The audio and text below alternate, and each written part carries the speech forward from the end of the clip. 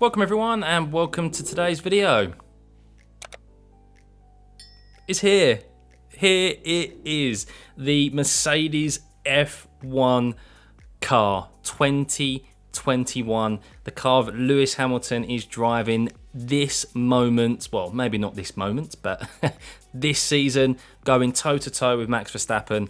And it's here in iRacing for us to enjoy. And more importantly, for us VR users as well, because we finally have a modern day F1 car.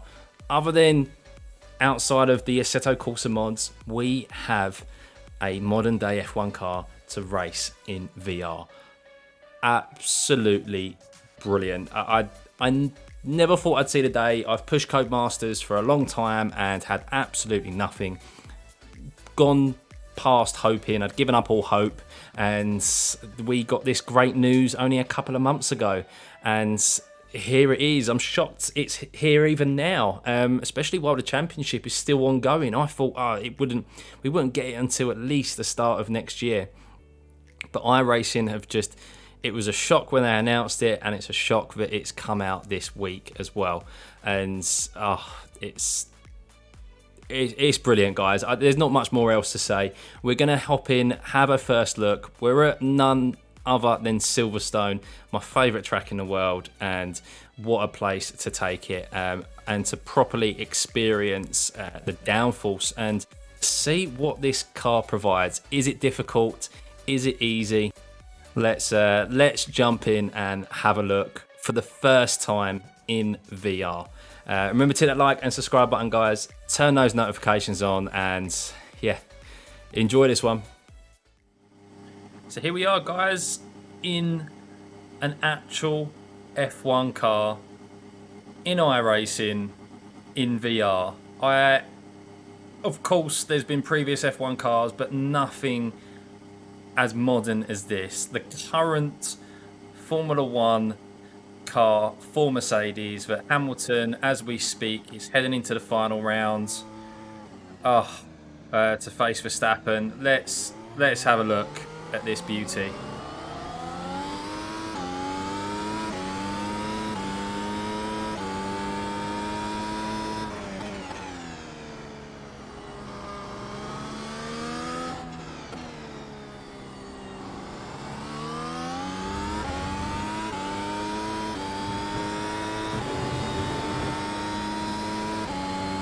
DRS open.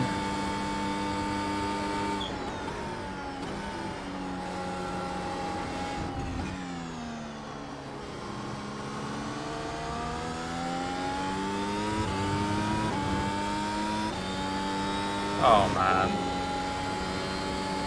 I've just got a permanent smile on my face.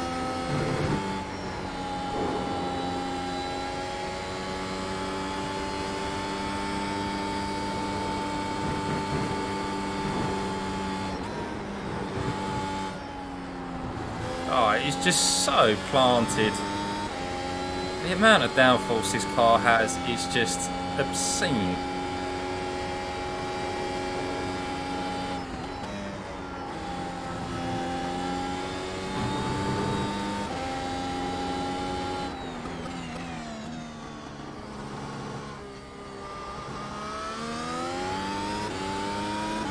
Have to be higher up in the gears than I would expect to be in F3, of course. But look at the speed you just carry through here. I mean, it is nothing like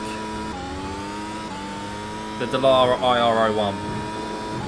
It is just in a world of its own, this car. Oh my god, the turning carried so much speed through Brooklands there, and the car just turned in.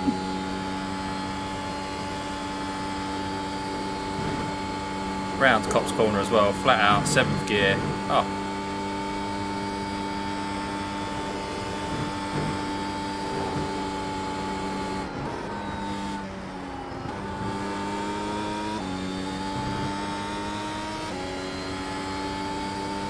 Just a nice simple push of the button and you see the DRS flap open.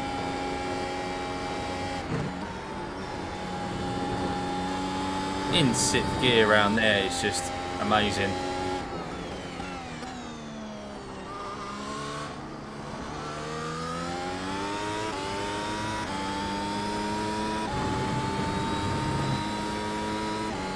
Guys, you need to get this car. If you're a fan of F3 or any open wheeler, you have to get this car.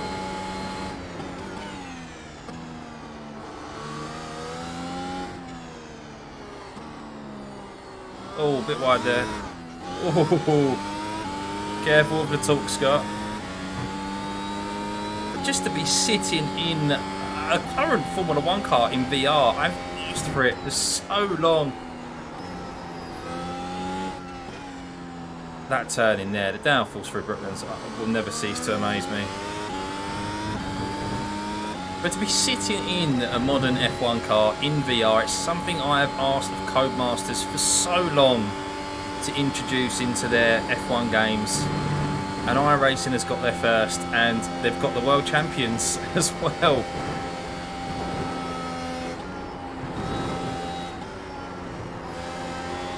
Ah, really wide there.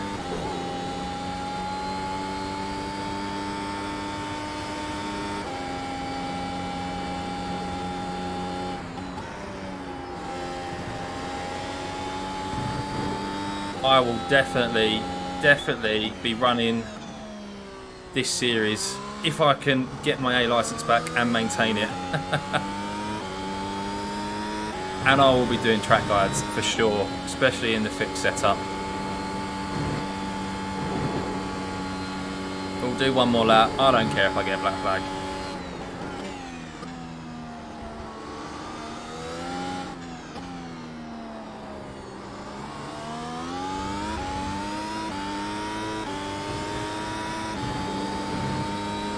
It's just, yeah, I'm so happy.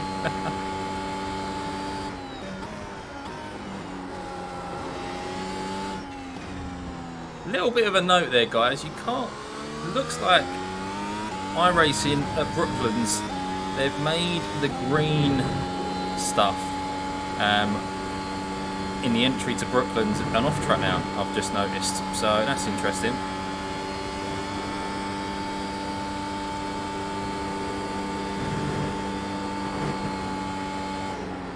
And that as well. Entry into Maggots and Beckett's. Normally that wasn't an off track and I've just got an off track there. So that's interesting.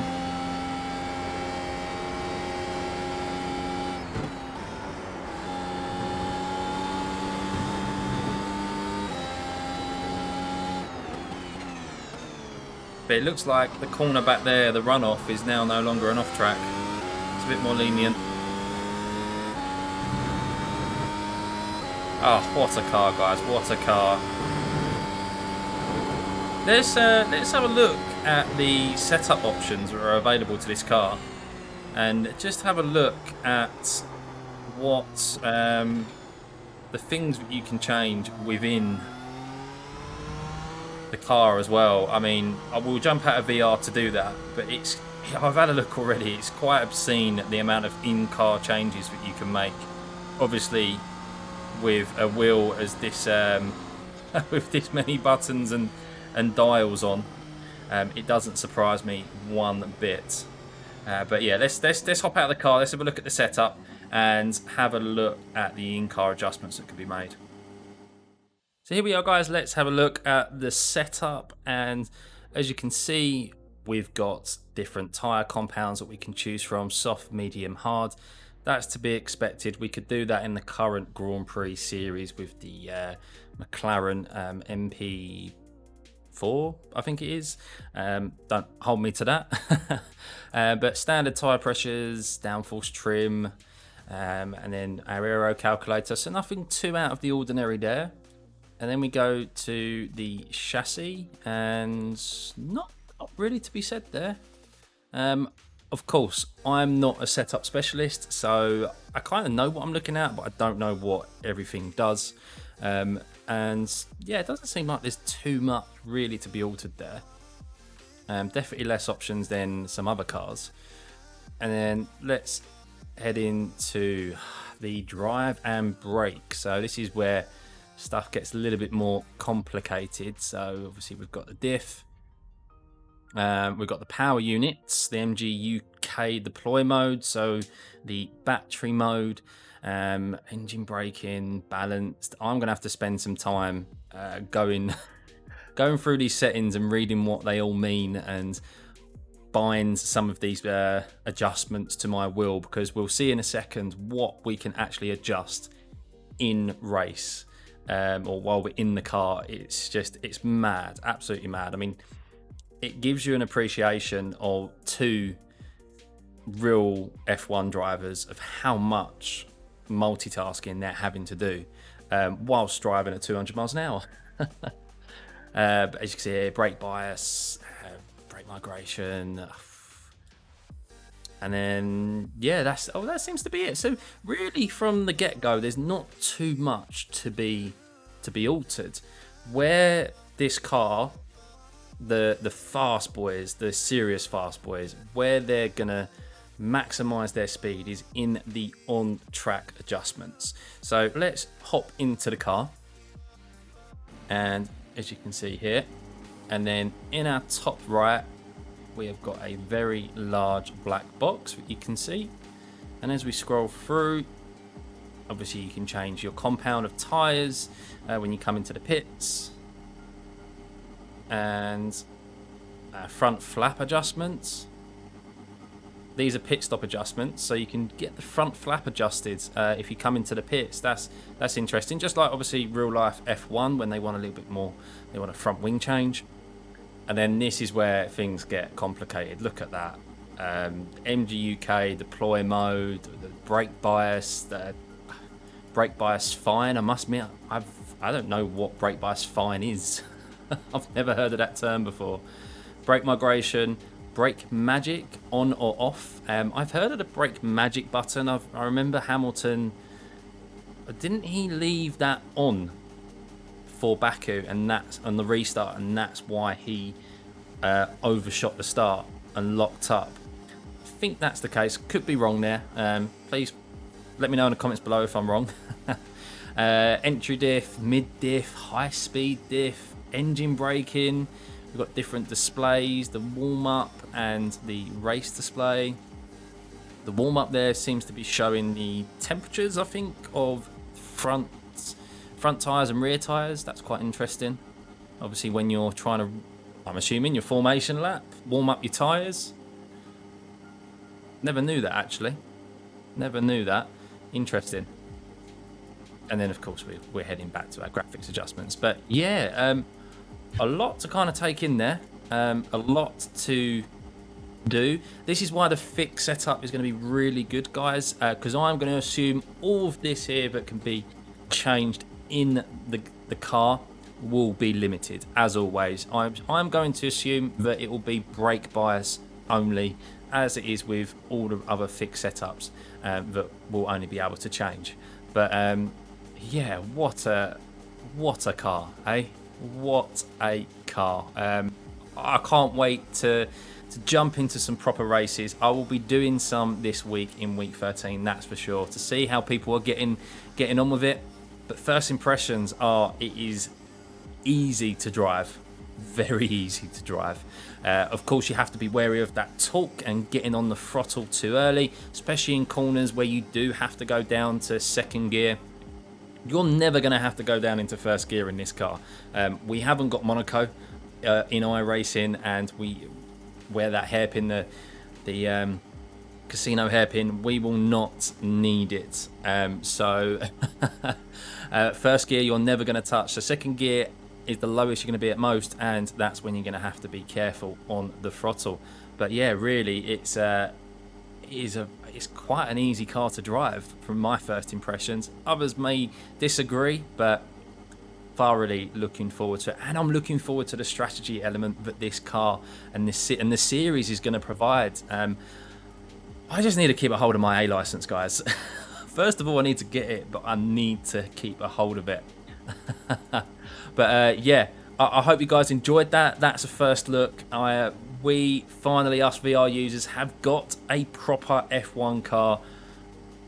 The latest Mercedes F1 car. I still can't believe it's been released before they've got the last race. I'm really surprised about that. But so happy, and finally we get to experience a proper F1 car in VR. Something that Codemasters have refused to do. So tip my cap to you, iRacing. Thank you very much. And guys, I hope you enjoyed the video. Remember to hit that like and subscribe button. Turn those notifications on, and I'll see you for the next one. Bye.